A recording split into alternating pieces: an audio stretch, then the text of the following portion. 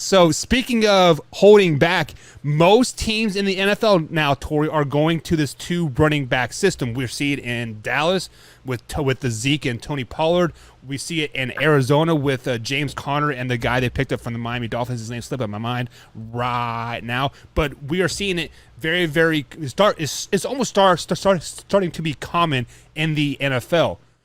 Do you still value a running back as a first, second, third round pick now that the NFL is going to this two running back system?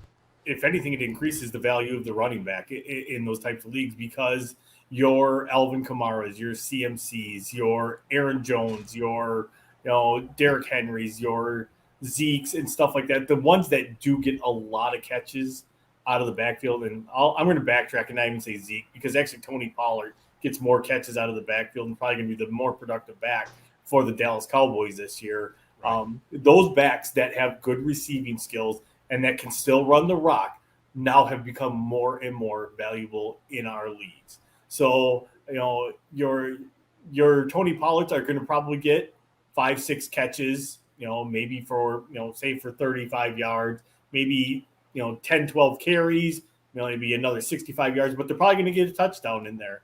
It's going to relegate those players like Zeke, AJ Dillon, you're more of your power back types to your goal line situations or those 3rd and 1 situations, those tough yard situations. And that's really what the league has come to, like, depending on where you play, what time of year it is and all that stuff, different running backs are going to have different values at each time. But if you have a running back that is considered your number 1 running back that can catch the ball out of the backfield, that made them all the more valuable in your league. I know I play in a PPR league, and running backs, if you're in the first 6 picks, chances are you're probably taking a running back. This year I'm gonna, it'll probably be Jonathan Taylor will most likely go number 1 overall. So I like how you threw out some names out there with Alvin Kamara, CMC, and other names out there that are going to be probably missing some games this season. If CMC falls to you on the 4th, 5th, 6th pick in your draft, are you drafting a player like CMC that we know has had injury history? Yeah. Personally, for me, myself, I would probably pass. I would probably at that point, because you're going to be able to get the probably number 1 or 2 rated wide receiver in the league. I would probably at that point take the number 1 or number 2 rated wide receiver. If CMC comes back around and is still there in the 2nd round, yeah, I'm taking him in the 2nd round just because a 1st round pick on CMC is just too risky. His last 2 years have been cut short, completely short because of injuries. So right. Do I really want to waste my 1st round pick on a guy that most likely is probably going to miss the most important part of the season for me, and that would be the fantasy playoffs. Right.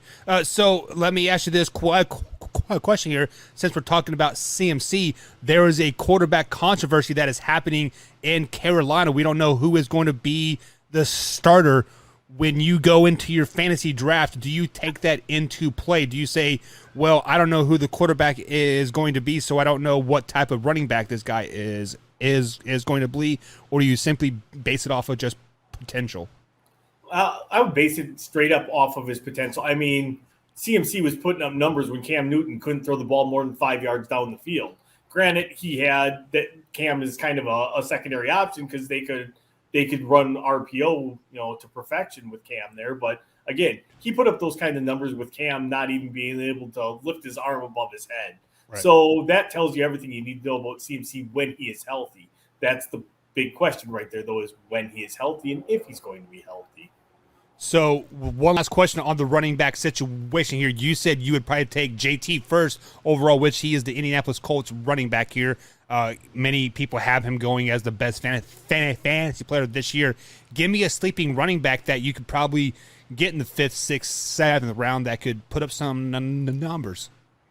I'm going to hold on to that answer for when we talk about rookies, because I actually have a rookie that's going to fit right into that time slot. There we go.